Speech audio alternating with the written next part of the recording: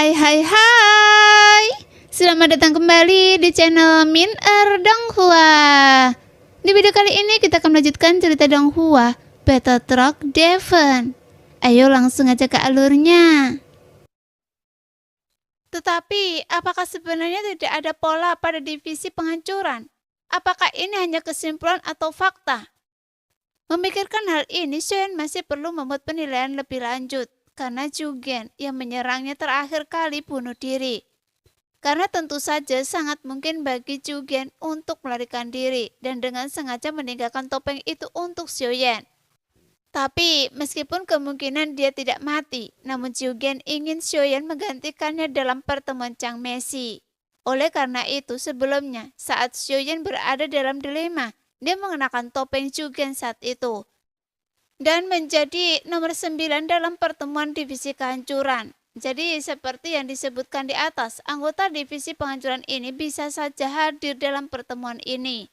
Entah apakah itu terjadi sebelum Xuan menjadi Jugen atau setelah Xuan menjadi Jugen.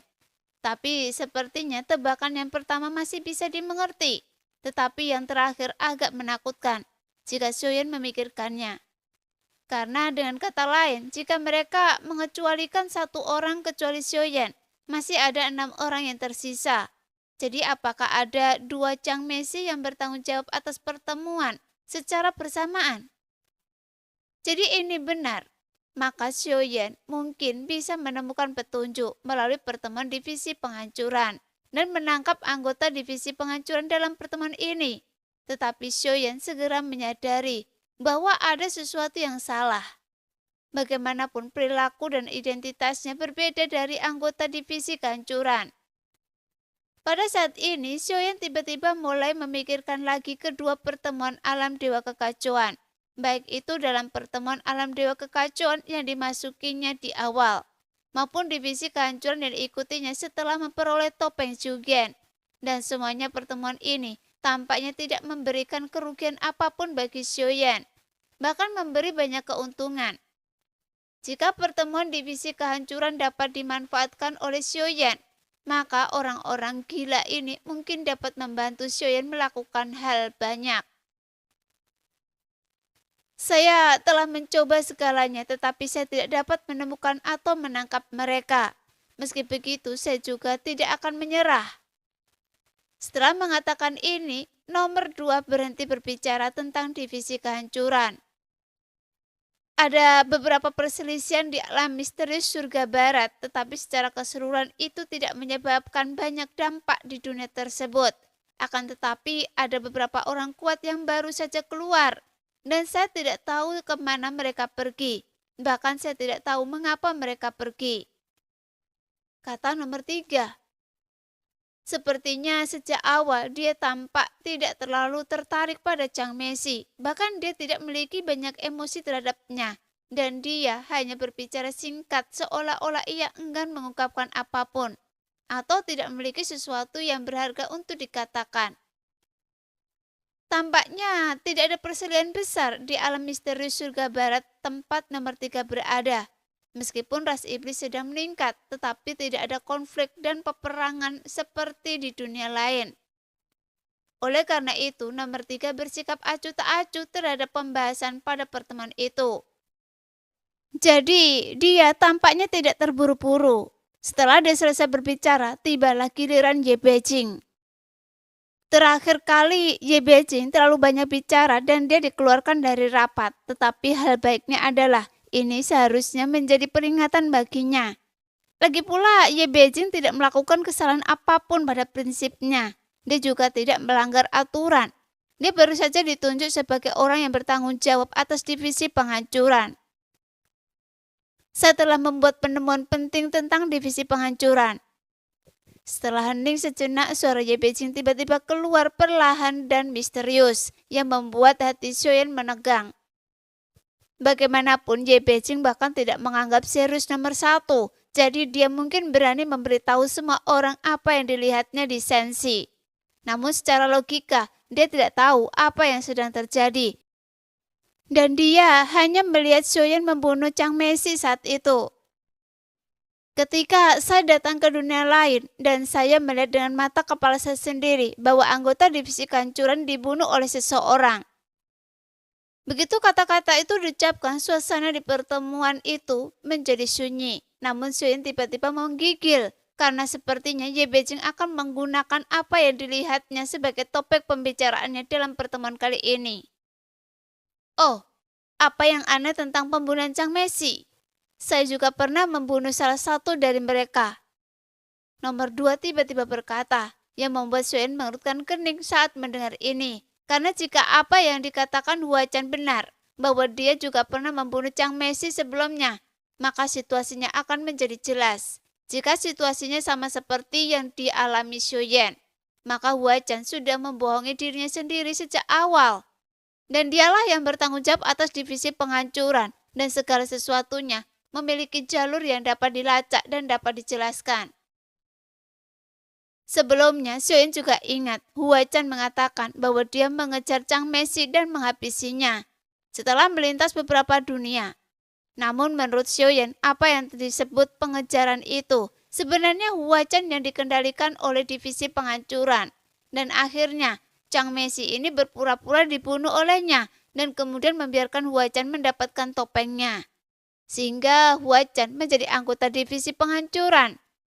Hanya saja situasi ini yang bisa terpikir oleh Shuyen saat ini. Namun kemungkinan spekulasi semacam itu bahkan sangat tinggi. Tapi Huachan mungkin tidak menyangka bahwa setelah dia mengatakan Chang Meishi terbunuh, nomor 1 sebenarnya mengatakan Chang Meishi juga hadir dalam pertemuan ini. Namun yang benar-benar membuat Shuyen emosional adalah ketika Ye Beijing mengatakan bahwa dia telah melihat seseorang membunuh Chang Meishi. Hanya saja Huachan sebelumnya mungkin berpikir bahwa tidak ada seorang pun yang hadir bisa melakukannya kecuali dia. Jadi ketika Huachan bertanya balik, meskipun Shuyen tidak bisa melihat ekspresinya, tapi Shuyen bisa merasakan gejolak emosi dalam nada bicaranya. Dan dia masih ingat bahwa pada pertemuan terakhir divisi penghancuran ada kemungkinan Huachan juga hadir. Namun di alam dewa kekacauan ini, Shuyen menganggapnya semakin menarik. Karena identitasnya sekarang terus berubah. Meskipun pertemuan semacam ini sudah sering diadakan, bahkan sebagian besar materi yang dibahas tidak ada gunanya. Dan satu-satunya hal yang Shuyen ketahui adalah bahwa perang antara dunia disebabkan oleh para Chang Meishi yang merusak keseimbangan antara dunia tersebut. Jadi ada 2 pertemuan, yang satu untuk perang damai dan yang satu untuk perang rahasia. Sekarang tampaknya kedua pertemuan itu tampaknya terbagi dengan jelas menjadi yang baik dan yang jahat. Dan semua orang di sini memiliki tujuan yang kuat. Tetapi untungnya semua orang mendapatkan apa yang mereka butuhkan, sehingga bisa menjaga keseimbangan satu sama lain. Sungguh luar biasa dia bisa membunuh Chang Meishi. Itu pastilah suatu keberadaan yang sangat kuat. Ye Beijing tiba-tiba melanjutkan. Apakah Anda tidak mengenalnya? Huachan bertanya. Dia nampaknya sama sekali tidak takut identitasnya terbongkar. Tentu saja saya mengenalnya dan sekarang saya bersamanya. Ye Beijing menjawab sambil mencibir, tapi Shuyen terdiam saat mendengar ini karena Shuyen takut jika Ye Beijing membocorkan rahasianya. Jika Huachan terus bertanya, orang itu sedang bersama Anda? Huachan mengajukan pertanyaan lagi. Iya, tapi ini adalah informasi yang berharga dan seseorang mempercayakannya kepada saya, jadi saya tidak akan mengungkapkan identitasnya. Mungkinkah Ye Beijing sengaja mengatakannya untuk menarik perhatian semua orang? Kemudian saya dapat mengamati dengan seksama fenomena aneh apa yang terjadi setelah dia membunuh kepala penghancur. Atau masih ada topeng yang tersisa? Jelas, pertanyaan Huachan membuat Shuyen semakin merasa bahwa tebakannya benar. Huachan mungkin benar-benar menjadi anggota divisi kehancuran. Bahkan dalam situasi yang sama seperti Shuyen, setelah mendapatkan topeng, dia tidak langsung menyelidikinya, melainkan kemudian mempelajari topeng itu dan memasuki pertemuan milik divisi pengendalian. Jika ini benar, dengan Shuyen dan Huachan yang menjadi anggota divisi penghancuran, mereka akan memiliki sekutu sementara. Namun Xiaoyan masih tidak yakin dengan tujuan Huachan. Apa tujuan Huachan mengejar sosok yang mengejar Chang Meishi?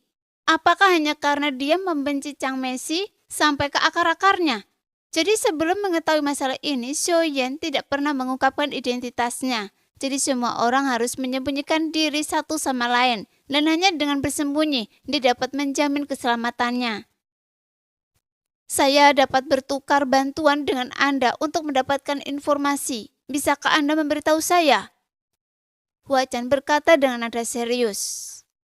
Apakah Anda yakin tentang pertukaran bantuan untuk informasi ini? Ye Beijing terdiam sejenak, lalu bertanya balik. Setelah mengatakan ini, Huachan terdiam sejenak.